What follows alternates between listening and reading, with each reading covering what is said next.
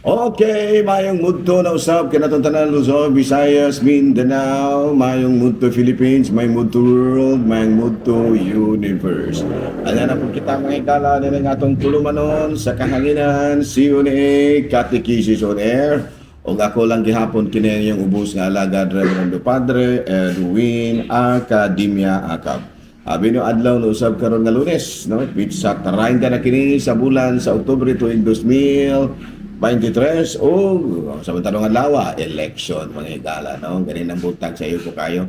First out in the morning dito na gidayon ko aron mahuman ang responsibilidad nato isip mga Pilipinhon, no? Katungdanan ginato ang pagpili kung kinsa ang matud pa magdumala sa ato ang kabaranggayan, ang SK o ang barangay elections. Nahala, no? Maayong mudto na kanatong tanan o naginaot ko nga upay-upay na kanato ang nakabutar na. Now, bay no, nanawagan karon ang atong Katolikong simbahan nga unta magmahimong malinawon o matud pa clean, malinawon o limpyo ang eleksyon karong mga panahon na. No, panawagan sa atong mga kaobispuhan nga unta no magmalampuson gyud manghigala kaning kamot karon sa PPCRD kini Parish Pastoral Council for Responsible Voting. Gani ng buntag nakikitanaw-tanaw ta manghigala dito sa mga presyento. Naglihok na ang ato ang mga voters assistance desk natong higala, no, na ana dako kay ikatabang ang voters assistance desk mga higala, dako jud kay ikatabang diay, no. So muna nga ato lang gyud nga matud pa ayudahan ang ato ang mga volunteers, no, kay importante kayo nga doon nagmutabak kay kung mawala ikaw pa magkuan dito sa may eskwelahan mo madugay na ka dito, no, madugay na kalabi na lugos na kakakita kayo. Nahala, no, padayon ta mga higala, ari kita sa atong saint of the day. Laboy na ang atong saint of the day karon walay lain kung dili si San Alfonso Rodriguez, no, miyembro ni mga Rodriguez family. Abay no, kini si San Alfonso Rodriguez, kuan kini siya, usa ni siya kakatsila, no, katsila, no, a Spanish businessman.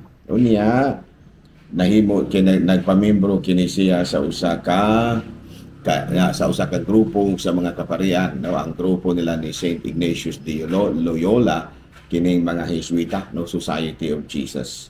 Unya, naila siya sa iyahang pagkabalaan o pagkamaampon. Gani, iyang yung gigamit ang iyahang kahibalo sa business sa iyaha usab nga pagpalambo sa simbahan. No? Gani, ubay-ubay ang mga parokya nga iyahang natukod, ubay-ubay ang mga kapilya, ubay-ubay ang mga monasteryo, o mga balay sa lipanan, no, nga natabangan ni San Alfonso de Rodriguez sa iyaha usab nga abilidad, no, sa matud pa pagkupot o sa lapi isip o sa ka magpapatigayon or businessman, no. Nahimo siya nga patron sa matud pa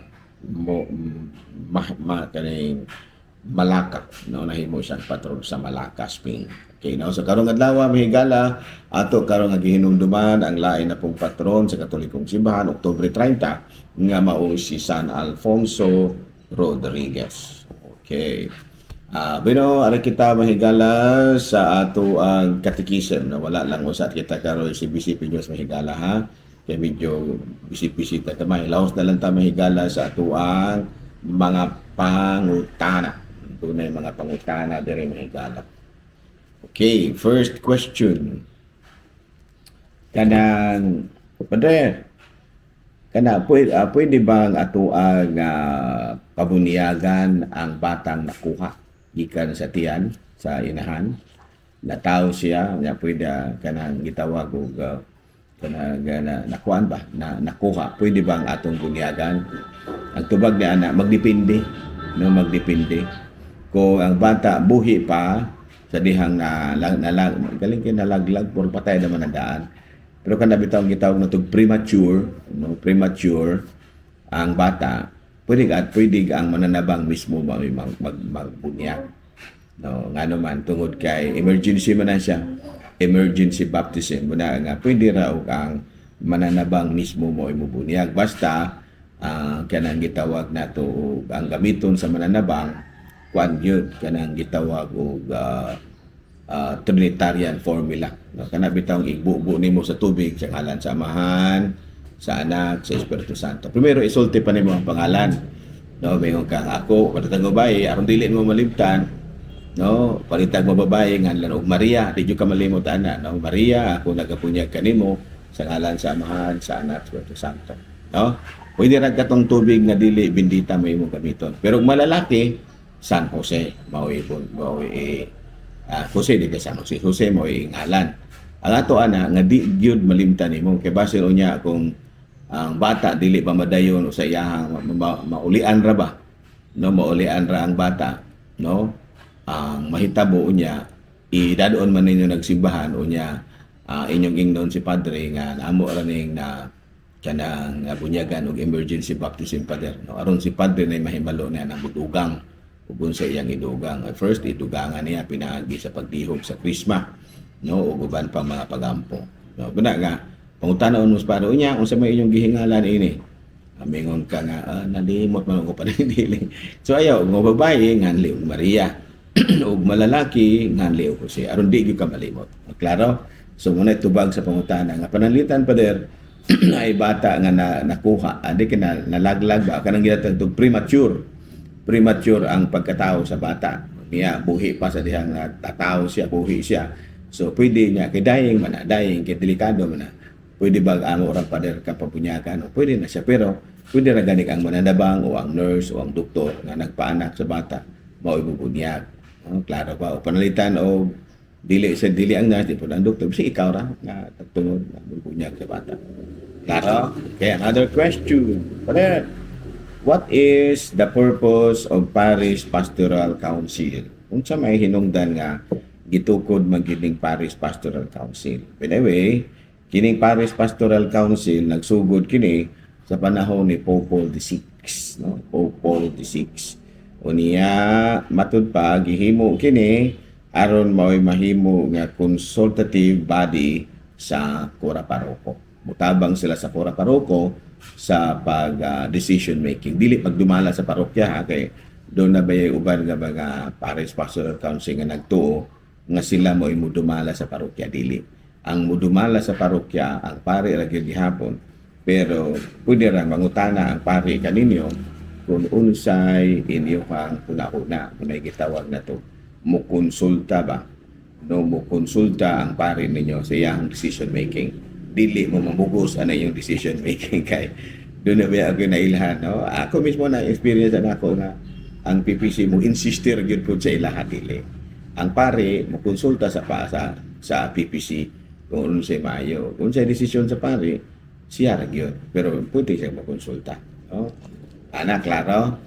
Another question, Pader, doon nami kinibitaw, doon nami holy water ang sa usapang tuig na saan man namo pag-dispose, no, to prevent this desecration. Ang holy water cannot be thrown into the sea, no, ang bala ang bendita dili ninyo na pwedeng ilabay dito sa kining sa may sink, dito sa lababo, no, or tub or outside in the grass, dili. It should be poured into a hole, no, magbangag mo, that has been dug on the earth in a location where no one will walk over it. No, sa ato pa, ang lugar nga inyong pagabutangan sa mauga kanang karaan nga kanang sa usang tuig pa ba nga bendita, magbangag mo sa yuta sa lugar nga diin dili matunog-tunuban, dito ninyo dito ibuko. Dili pwedeng ibutang sa kining lababo, dili pwedeng ibis-ibis sa tanom o banda na kinahanglan nga ibutang sa lugar nga dili gyud matanog-tunuban. Oh, klaro? Another question. Doon na tayo mga laing pangutahan natin. Padre, sama. Kanang sa mapili sa direct question. Kitagkan kayo ng question na to. Okay. What is the two types of judgment? Duha ka klase sa paghukom. O ano? Duha ka klase sa paghukom is particular judgment. based on the words from Luke 23, chapter 23, verse 43. Truly, katubitang panahon ni Dimas bitaw, nga giingnan siya ni Kristo nga, karon dayon, kuyog ka kanako. Sige nga, katubitang ni si Dimas ba, nga nagtingapot siya, unya ni nakigsulti siya kang Hesus, naingon siya nga, Hesus, hinumdumi ako kung atua ka na sa imuhang kingharian. Kanya nitupag si Kristo, karon dayon, mukuyog ka kanako sa paraiso. Ito siya gitawag og particular judgment. Doon na po yung general judgment. Ito ka nang mabasa sa 1 Peter chapter 4 verse 5. Apan maghatag sila og husay sa ilang kaugalingon ngadto sa Dios ug ang andam paghukom sa mga buhi ug sa mga patay. Ayan, no? Sa sulat ni San Pablo, ikaduhang sulat ni San Pablo, no, kang Timoteo chapter 4 verse 1, awhagon ko ikaw atubangan sa Dios ug kay Kristo Jesus nga mo'y maghukom sa tanang tao buhi kon patay nga tungod kay mugbalik man siya ug tungod sa iyang kingharian. Okay, no? Sa ito pa muna'y general judgment. Kitang tanan ba? Muna'y gitawag sa Binisaya o paghukom sa mga buhi o sa mga patay. Okay. Father, gay, pwede bang mautinahan o tupari? Kini pangantanahan. Kini bitaw membro ba sa LGBTQ? No? LGBTQ kining gay ba gay? Pwede bang maordinahan isip usa ka pari ang usa ka tawo nga gay? Ayan, bakla ba bakla? At ba nga na atong mabasa sa CCC 2357 sa may gipagsulti dire. Distinguishing between homosexual acts and homosexual tendencies. Ato pag gi-differentiate din ang duha kanang homosexual acts o homosexual tendency. Kanang homosexual acts mao gyud kana ginadili na. No, kana bang iyag yung buhaton kuno sa iyang gibati. Naman na siya, no? Pero kanang homosexual tendencies, naara siya anang huna-huna, pero wala giniya buhata. No, ano ba? Pwede nga ang usa ka tawo nga naa siya na ng homosexual tendencies, pero kay wala man siya nagbuhat ni ana, dili siya liable sa iyahang sa iyahang tendency. Pwede na siyang maordinahan kay homosexual tendencies naman. Pero nasayran nato nga doon ni-indulge na gid siya og homosexual acts, dili gina pwede. Pagkasulod na daan sa seminary o maordinahan. Kinahanglan gyud nga limpyo siya na ng mga butanga, no, nga wala gi siya nahimo nga mga homosexual acts, although nga aduna siya homosexual tendencies. Dagan man na kay mga pare nga naay homosexual tendencies pero wala nila i-out. Klaro ba? Okay, last nga pangutana. Father, ikapilawan nga Pope si Pope Francis. Si Pope Francis ika 267 nga Pope. Kay si Pope John Paul II ika 265. Kunya si Pope Benedict ika 266. Sa ato pa si Pope Francis ika 267. Kasi pasabutihan nga ika.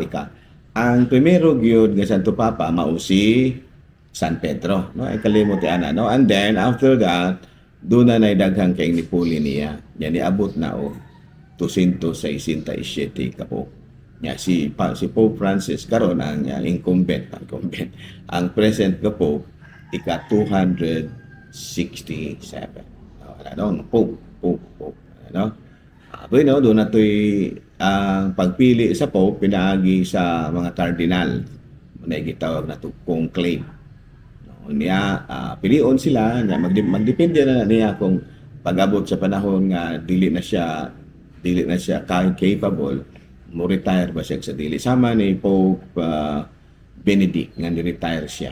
No, ni kwan siya o kanang gitawag na itong file sa retirement. Doon na po yung ban nga hangtod yun sa kamatayon ang ilahang pagkasanto Papa. Doon na po yung ban nga ni-retire. Okay, klaro? Sa pangutan na, ikapilagan ni Pope si Pope Francis, ika 267. Kinsa man ang pinakauna gyud nga Santo Papa? Si Pope, si Saint Peter, si San Pedro. Klaro? Sabi no, din na lang una takutob ha, mga higala, ubang adlaw, pizza 31. Karong adlaw eleksyon. Ay, ato na higutan kami eleksyon. Sabi no, ang eleksyon nato diri sa Pilipinas, to, ako ano sa diri kana mabulokon, no? Ginadili ang vote buying pero sigon sa akong nasabtan, murag naa ra gyud gihapon.